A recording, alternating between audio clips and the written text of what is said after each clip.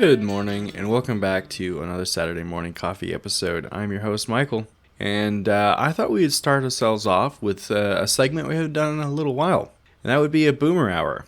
I feel like that we might have entered the wrong timeline as far as technology advancements go. To start us off with the most obvious issue here, streaming services. I feel like they've gotten out of hand, and there's just too many issues going on with this. For instance, like Netflix introduced an ad tier, so you pay a subscription, still watch ads, and apparently you won't even get access to all of the content with this ad supported tier. And then HBO Max just removed their best cartoons from the internet, this being just after they took on all of Cartoon Network stuff. Their entire catalog was moved to Max, and now some of that catalog is not available on Max. Entire shows seem to be becoming inaccessible on the internet, at least legally accessible. Arg, matey. It really feels like we should have just stuck with physical media. But I will give the caveat that this could be more of a matter of like corporate or CEO greed or BS. And it probably doesn't have to be like this just because it is a streaming service. You know what I mean? I'm going to throw in a couple other old man complaints here. But while we're on this complaint train, I don't need a fridge or a toaster to connect to the internet or to have its own app. This Internet of Things and massive over-connectedness just seems to be getting in the way and just creating all this extra noise that we really would be happier to live without.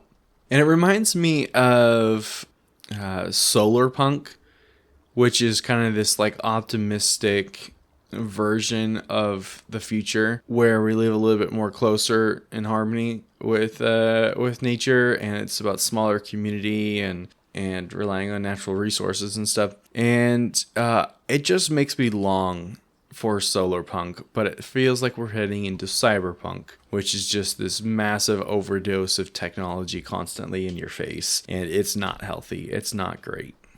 One last boomer complaint here to start the show off, but this forced switch from wired to wireless headphones sucks.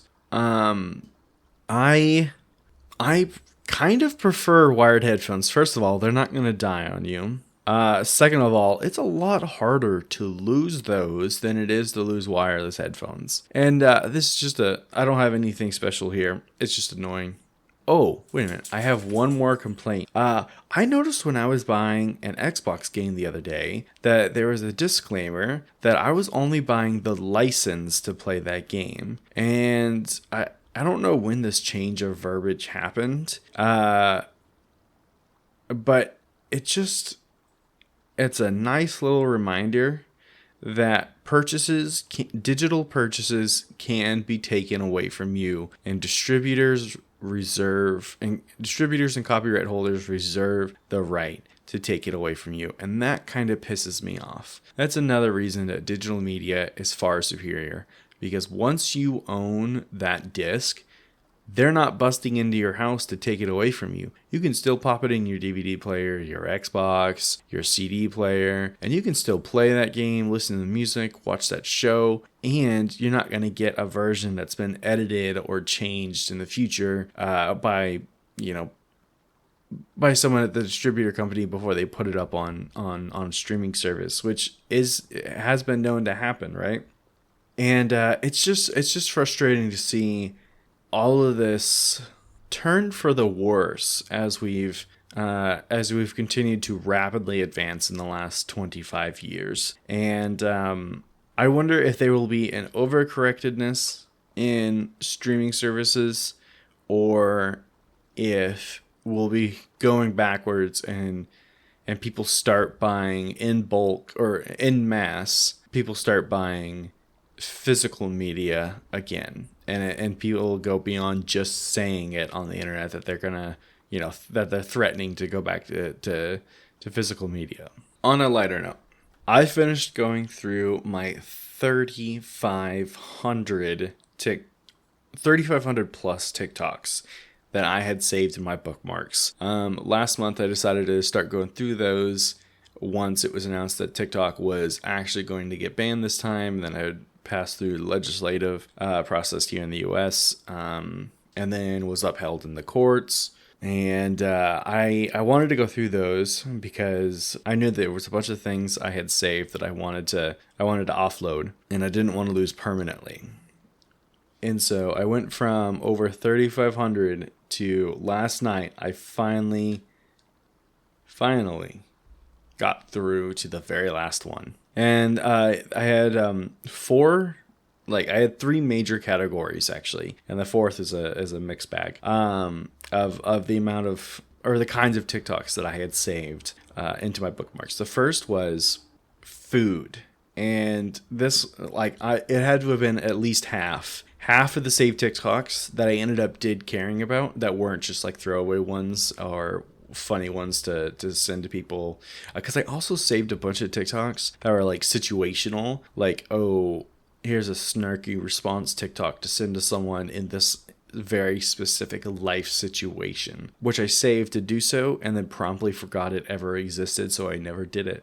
Anyways, the highest category TikTok that I ended up taking out of TikTok and writing down into my notebook was notes on food that I want to try. These were like, some of them were recipes that I copied down because they're like, oh, this is my Nana's recipe. Others were like, this is a Filipino breakfast. This is what it's called. And I just wrote down the name to then find a recipe and try it out later. A lot of it was international food that I would probably never be able to find here in the U.S. Outside of a home. And second was, the second biggest category here was shows that I wanted to watch. Shows and movies, either from like clips I'd seen or people talking about them and recommending them. But this list was also so massive that there's no way I could possibly get through all of these movies and TV shows, just like, because I already have this massive Google sheet of movies and TV shows that I have written the name down because I liked the trailer and I wanted to go back and watch the movie. It's huge, right? So there's no way I'm going to get to all that list. And I do know about someone that just reads the synopsis of shows like on Wikipedia instead of actually watching like movies and TV shows. And I think that I might do the same thing. But maybe I'm going to try and find someone who like recaps movies on YouTube with like some visuals to it, because I still want some visual aspect to know what I'm looking at. But like I would be pretty happy to watch a 15-minute YouTube recap of a movie, than spending an hour and a half to 2.5 hours watching that movie. It feels much more digestible, considering the amount of movies and TV shows that I have to go through, because I still want to know the story and what happens. It's not as much about like watching the full experience. I don't know. Is that ridiculous? Is that psychotic behavior? You let me know. And the third biggest category was just like playlists and up and coming musicians and stuff to check out and like listen to. And so I saved those to my Spotify, and that is much easier because I am just listening to a new artist every time I get in the car, which is like what I want to do anyways. So it's nice to have this plethora of artists and new music on just now saved on my Spotify for me to quickly grab, instead of trying to like scroll through Spotify's terrible search engine and trying to find something new to listen to. Because even Spotify's like Taste Breakers playlist, which is supposed to be a playlist built for you generatively, and it's supposed to find you new music to listen to that you don't typically listen to, is broken. It doesn't work. Nowadays it's mostly music I already listen to, and I'm like, I don't want to, that's not what I'm going for. And then the rest is like I said, a mixed bag of like websites to know. Like there was one, like, have I been pwned, which just checks your email to see if it's been involved in any kind of data breaches, and a bunch of others that were really cool. And then like I had a splattering of like some content ideas based on like something someone mentioned. I was like, oh, I'd love to expand on that and like dive into that topic a little bit more. So that's kind of everything I got from my TikToks. I think I probably saved about 1,000 ideas, musicians, and shows to watch. Another 2,500 was just garbage that I should have never saved to begin with, which just reminds me of how much digital clutter I really have. And I'd hate to see like the full extent of all of my Chrome bookmarks, or like Facebook saves, because I've been saving things on Facebook since I was a kid, since I got Facebook. I'm sure it'd be just as much as a nightmare. And then this week, I am very excited to say that there were no hiccups during the first week of this year's mission for 365 days of content. Everything released. The stream had a minor technical difficulty in the beginning, but I caught it before it made any serious impact on the stream. And the stream went okay. I actually had more people than I expected show up to watch me play some trucks. And then I had a release of the Holiday Haul video on Tabletop Oasis, where Faith and I went to the game store and bought a bunch of games and then talked about those.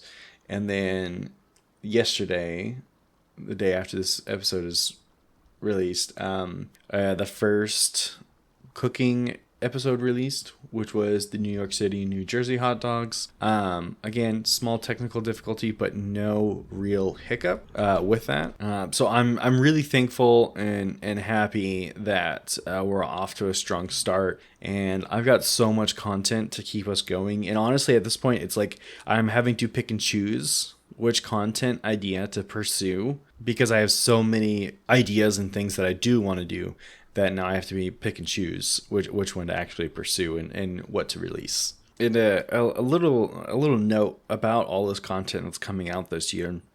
I realize that most of this content will probably fail. And by fail, I mean it won't attract any attention. It won't get any views. Nobody will like it, comment on it, nothing. And not only am I okay with that, but I'm happy with that, because it's going to drive me to be more innovative, to try new things. And for me, it's not about the views. It's about even just one person enjoying the episode of whatever they found, whether it's the on the cooking show Canvas Apron, or whether it's watching a board game on Tabletop Oasis, or just chilling as I play some video games, or what have you. It's just about one person finding it and enjoying it. And I did that already. I had a comment on a video, and someone saying, I don't know how I found this, but I love this, bruh. And once I read that comment, and I was like, oh, yep, I love it. It made me so excited. I was so happy that someone just stumbled upon one of my pieces of content and really enjoyed it. And it's not about the views. It's just about one person enjoying it enough to say something. It just filled me with a lot of appreciation. And I was like, okay, I'm doing something right. It's going to drive me to keep going throughout this year as you know, I get little blips of feelings like that. This will hopefully be one of the last shorter episodes for Saturday Morning Coffee. I am just coming to the end of like what feels like week 4 now of being sick. And it has fluctuated and been worse and been better. And I'm still, I think I'm at the tail end of this. I just have a head cold now. I was getting better. I had the flu. I lost 7 pounds in 24 hours when I had the flu. I couldn't keep anything down, and it was awful. I was so delirious, and it was all. The worst part was it started the night of Christmas, right? And I got better, and then now I have this like head cold, where I'm like constantly got this huge amount of pressure on my head. So, anyways, I had just been feeling really rough the last month, and thankfully, if I didn't already have all these ideas written down and processes built, making content for the last month would have been a nightmare. But thankfully, the only thing that has suffered is this show, because this show is a little bit more like off the cuff and not as like thoroughly planned. So I'm hoping starting next weekend, we're back to a little bit more normal length episodes, which I want for about 30 minutes. But I bet if I looked at my history on this show, I bet I rarely hit 30 minutes. But that's the goal. I feel like that's an appropriate amount of time to sit here and drink a cup of coffee. So anyway, I'm going to leave you off with my song recommendation. It is one of the new artists that I found gone through my TikToks. And the song that I want you to listen to is Revolution of Mass Destruction by Sci-Fi the Mastermind. It's a new hip-hop group that just kind of came out of nowhere. And they are, to borrow a phrase from the youth, they are cooking. They are so good. Lyrically, it is beautifully well done. There's so much passion in behind the voices, and these guys are truly amazing. You got to check them out. Plus, I'm loving their vibe. They've got these like the cover so far is like this comic book, and I'm digging it. They're like, they know how to play into a theme, and they're sticking with it. So go check it out. Revolution of Mass Destruction by Sci-Fi the Mastermind. They're on SoundCloud, Spotify, Apple Music, and YouTube. But that's it for me today.